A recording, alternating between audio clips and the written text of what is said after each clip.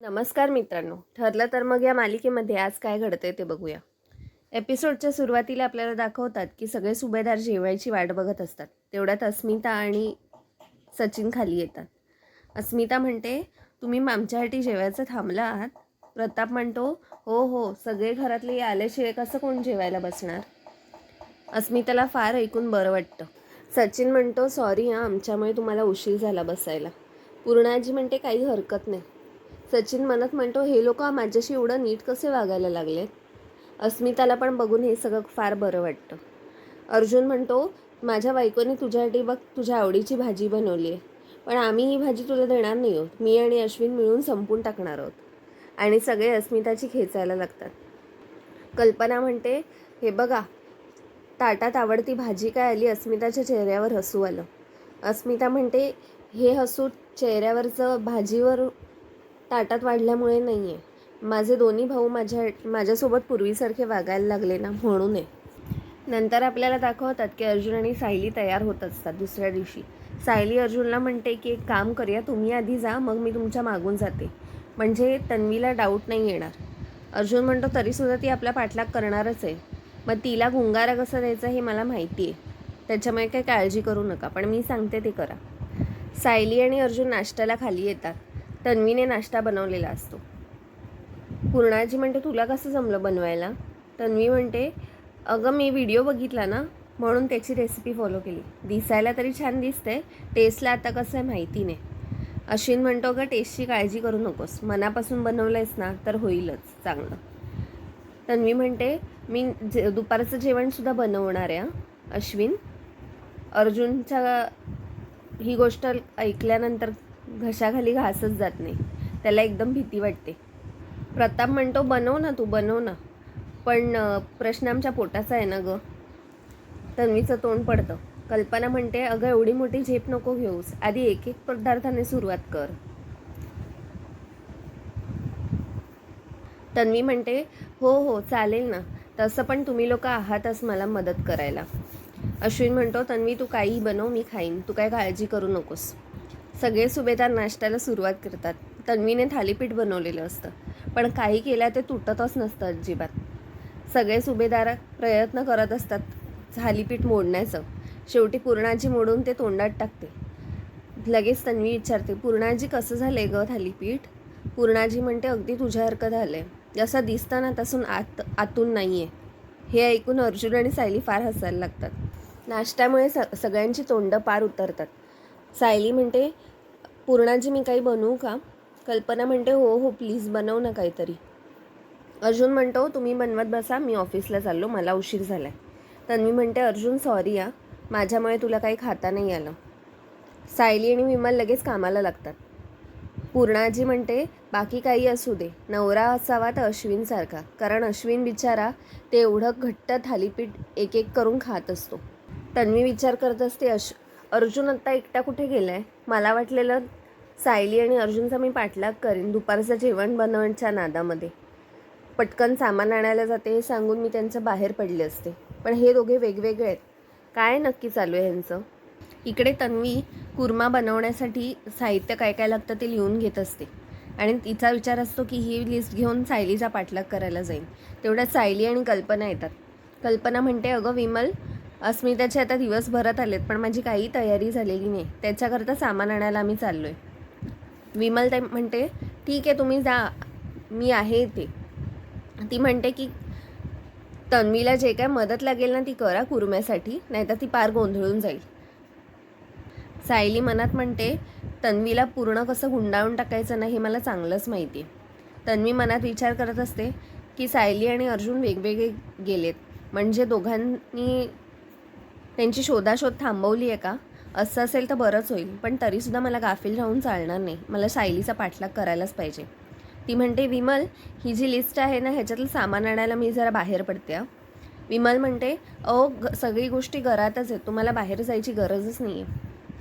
तर मी परत काहीतरी कारण काढून बाहेर पडायचा प्रयत्न करते, पण विमल म्हणते, अहो कुठे चालला आहेत, काही गरज नाही आहे, सगळं घरात सामान आहे, कणिक पण आहे. तन्वीला माहिती नसतं की अर्जुन बाहेर गाडीत थांबलेलाच असतो सायलीसाठी. ती आणि कल्पना अर्जुनसोबत जातात गाडीने आणि ती कल्पनाला म्हणते की आई तुमचं काम झालं ना की मला सांगा, आम्ही मार्केटमधून तुम्हाला पिक करायला येऊ. इकडे रविराज प्रतिमाला विचारतो की अगं सुमन कुठे आहे. प्रतिमा म्हणते ती देवळात गेली आहे. रविराज म्हणतो एकटीच गेली आहे. मागच्या वेळी एकटी गेली होती त्या किडनॅप झाली होती, आठवत आहे ना, एकटीला कशाला पाठवलंस. प्रतिमा म्हणते मागच्या वेळी नागराज भाऊजींनी किडनॅप केलेलं, आता ते जेलमध्ये त्याच्यामुळे ते काही तिचं बरं वाईट करू नाही शकत. नंतर आपल्याला दाखवतात की सुमन नागराजला भेटायला आलेली असते. नागराज म्हणतो काय चालले, कशाला आली आहे तू इकडे. सुमन म्हणते मला काही प्रश्नांची उत्तरं हवी आहेत. नागराज म्हणतो प्रश्नांची उत्तरं की जाब विचारायला आली आहेस. तुम्हाला जे समजायचं ते समजा, मला फक्त एका प्रश्नाचं उत्तर द्या की तुम्ही हे सगळं का केलं. तुम्हाला माझा संसार मोडण्याची परवानगी कोणी दिली. तुम्ही तुमची मार्ग निवडलात, पण मला आयुष्यभर बिनडोक अपमानित करत राहिलात, बिनडोक ठरवत आलात, पण माझा संसार का उद्ध्वस्त केलात. नागराज म्हणतो तुझा कसला संसार ग, दादाने फेकलेल्या पैशांवरचा संसार. असा मला संसार नको आहे, मला माझ्या हक्काचा पैसा हवा आहे. सुमन म्हणते मुळात तो पैसा वडिलोपार्जित पैसा नव्हताच, दादांनी स्वतःच्या मेहनतीने कमवलेला पैसा होता. ती मेहनत तुम्ही कधीच करू नाही शकलात. आणि ते आपल्या लग्नाआधी दादा एक यशस्वी वकील होते आणि तुम्हाला ते यश कधीच नाही मिळालं. तुमची लायकीसुद्धा नाही आहे ती. इकडे तुम्ही आता जेलमध्ये सडताय, शिक्षा भुगताय आणि मी जेलच्या बाहेर शिक्षा भुगते. नागराज म्हणतो तू कसली शिक्षा भुगतेस, दादाच्या घरात मस्तपैकी आराम करत लोळत पडली आहेस. नागराज म्हणतो जोपर्यंत दादाचा पैसा माझ्या हातात मिळत नाही ना तोपर्यंत मला शांत नाही बसता येणार. तेव्हाच जर मैपतने त्याला मारून टाकलं असतं तर आत्तापर्यंत हा सगळा पैसा माझ्या हातात आला असता, मी राजा झालो असतो राजा, आणि तू ह्या पैशाची राणी. सुमन म्हणते मला दुसऱ्याच्या पैशावरती राणी बनून राहायचं नाही आहे, आणि स्वतःच्या भावाच्या जीवावर उठून तुम्हाला काय मिळणार होतं. राक्षस झालात, तुमच्यातला माणूस मेला आहे. नागराज म्हणतो माणूस मेला नाही आहे, जिवंत आहे, म्हणून तर मला असा असा करून पैसा खेळवायचा आहे. नंतर आपल्याला दाखवतात की अर्जुन आणि सायली त्या बाईकडे आलेले असतात जिने त्यांना सदा महिन्याबद्दल सांगितलेलं असतं. ती म्हणते आत्ता कशाला आलात, जे काय सांगायचं ते सांगितलं होतं ना. अर्जुन म्हणतो तुम्ही जे बोललात ते बरोबर आहे, सदा आणि महिन्याबद्दल ते खोटे निघाले. ती सांगते हो मी तुम्हाला सांगतच होते ना, ते माणसंच खराब आहेत. अहो स्वतःच्या 4 मुलींना नाही पोसू शकले आणि आता नसते धंदे करत फिरतात आहेत. म्हणून तर ती 5वी मुलगी माझ्या पदरात आणून सोडली, पैशासाठी स्वतःच्या मुलीला विकलं. अर्जुन म्हणतो 5वी मुलगी, हो 5वी मुलगी. त्यांना 4 मुली झाल्या तोपर्यंत कसा तरी गाडा ढकलत होते, पण 5वी मुलगी झाल्यानंतर त्यांना काही जमेनासं झालं आणि त्या मुलीने पण स्वतःचे रंग दाखवले, म्हणून कंटाळून त्यांनी विकली. आणि अजून पण दुकानासमोर त्या 5 मुलींचा फोटो लावून फिरतात आहेत. अर्जुन म्हणतो पण त्यांनी तर सांगितलं आम्हाला 4 मुली आहेत. नाही हो 5 मुली आहेत त्यांना. बबली ही सदा महिन्याची 5वी मुलगी आहे. तुम्ही मागच्या वेळी मला जो फोनमध्ये फोटो दाखवला होतात ना तीच मुलगी होती. सायलीचं तर मन एकदम खट्टू होतं, कारण तिच्या लक्षात येतं की कदाचित तन्वीच ती मुलगी असू शकते. सायली नंतर अर्जुनला म्हणते की केवढा गोंधळ आहे हा सगळा, मला काहीच समजत नाही आहे. प्रिया, सदा महिना, मैपत आणि नागराजांचा काय संबंध आहे हे जरा कळायला हवं. इकडे तन्वी अश्विनला म्हणते मला असं वाटतं की मला जेव्हा हवं तेव्हा मी जेवण बनवू शकेन, पूर्ण मेनू डिसाईड करू शकेन. अश्विन म्हणतो तो हक्क आहे तुला, तू करू शकतेस. ती म्हणते नाही असं केलं तर ना मग मला लगेच म्हणतात की नियम काय घालून दिले आहेत हे सगळं मला सांगतात आणि मग मला माझ्या मनासारखं करायला नाही मिळत. अश्विन म्हणतो मी तुला प्रॉमिस करतो की तुला हे सगळं तुझ्या मनासारखं करता येईल.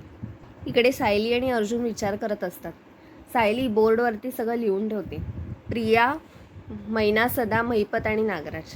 ती म्हणते की पहिलं मैपतने माझे आई वडील बनून सदा मैनाने आपल्या घरी पाठवलं आणि मग सदा मैनाने आपल्याला हे खोटं सांगितलं की त्यांना 4च मुली आहेत, पण 5वी मुलगी बबली नावाची त्यांच्याकडे आहे. सदा मैना जेव्हा आपल्या घरी होते ना त्यावेळी मी मैनाशी खूप गप्पा मारायचे, तेव्हा मैना तिच्या मुलीबद्दलच्या आठवणी सांगायची. ती त्या आठवणी माझ्या म्हणून सांगायची, पण खरं तर त्या तिच्या 5व्या मुलीच्या आठवणी होत्या. अर्जुन म्हणतो हो मैना म्हणाली होती की तू शाळेत असताना खूप मस्तीखोर होतीस, पण ती तुझी आठवण नव्हती, म्हणजे ती तिच्या 5व्या मुलीबद्दल बोलत होती. सायली म्हणते हो मग आपण तिच्या शाळेपासून सुरुवात करूया का शोधायला. मित्रांनो, आजचा भाग इथेच संपला. पुढील भागात आपल्याला दाखवतात की अर्जुन आणि सायली बबलीच्या शाळेचा दाखला बघायला चाललेले असतात, पण त्यांचा पाठलाग प्रिया करत असते. सायलीची ही गोष्ट लक्षात येते, त्याच्यामुळे ते गाडी सारखे मार्केटभर फिरवत राहतात आणि नंतर प्रिया एका ठिकाणी उतरते. सायली पण तिच्या मागे जाते आणि लगेच प्रियाला धक्का देते आणि म्हणते, तू इकडे. प्रिया लगेच तिला बघून घाबरते.